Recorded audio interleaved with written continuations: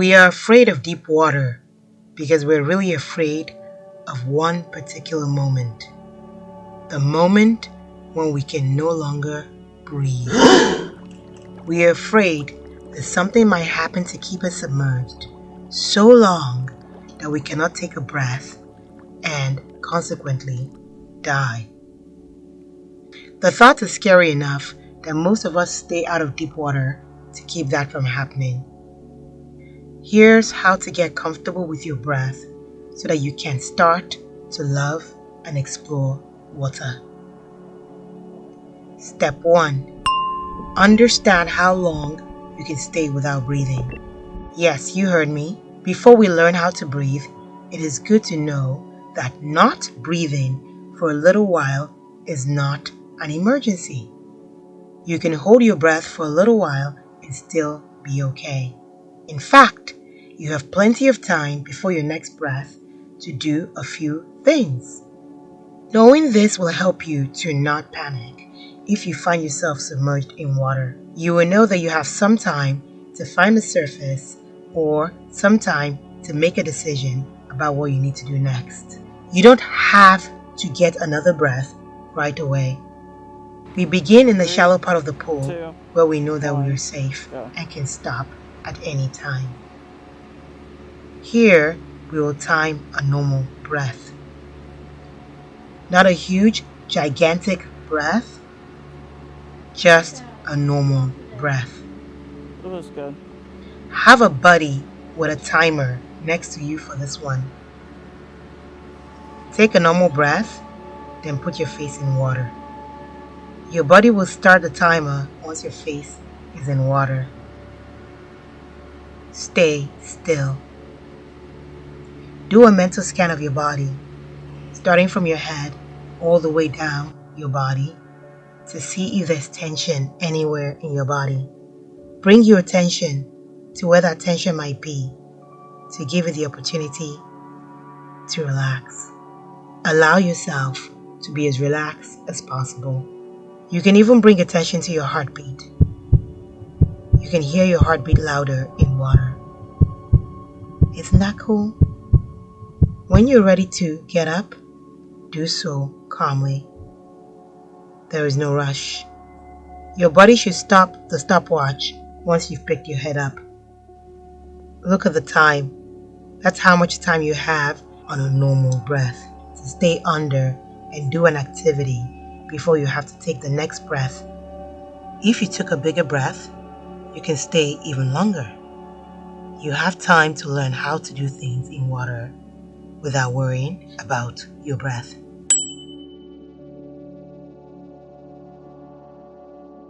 Step number 2.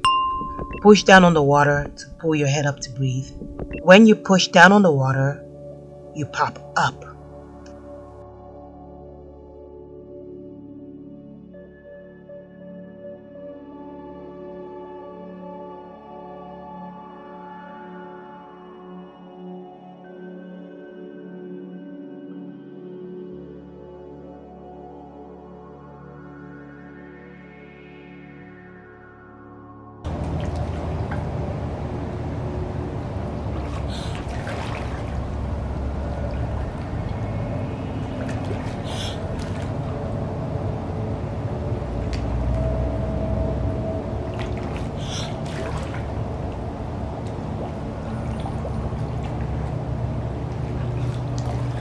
You can keep your head up by continuously pushing down on the water in what is called the dog paddle.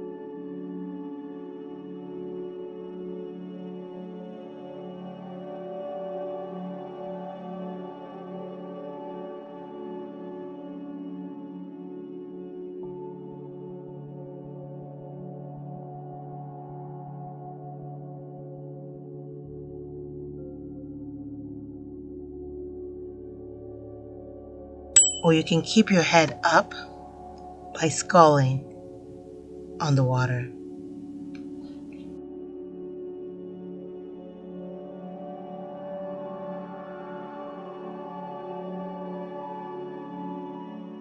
With your palms facing downwards, pitch your hands to about a 30-degree angle from the surface of the water. Use your palms to paint the figure 8 or the infinity symbol on the surface of the water. This motion allows you to apply a continuous downward pressure on the water without bobbing you up and down.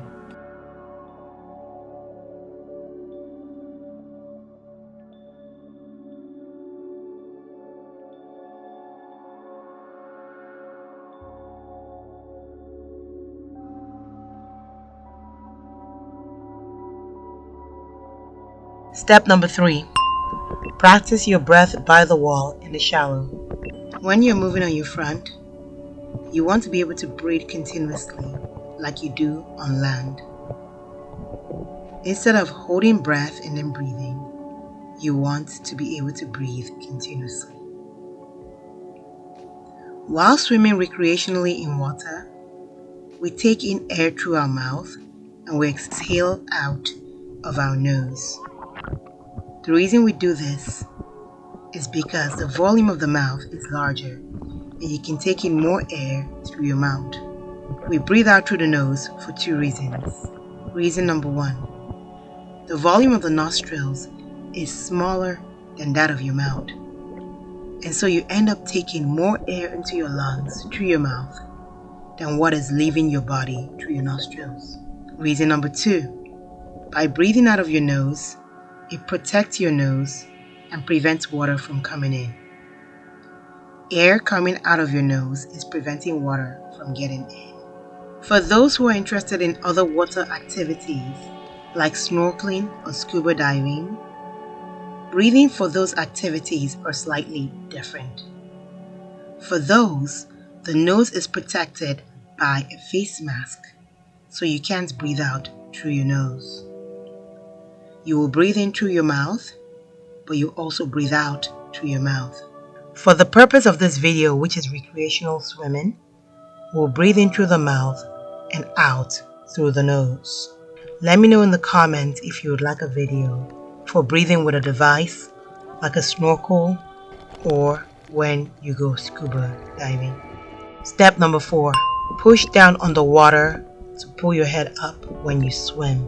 Take a breath when you push down and your head pops up, and then exhale when your head is back in the water. Most of the strokes that are taught during swimming use this principle.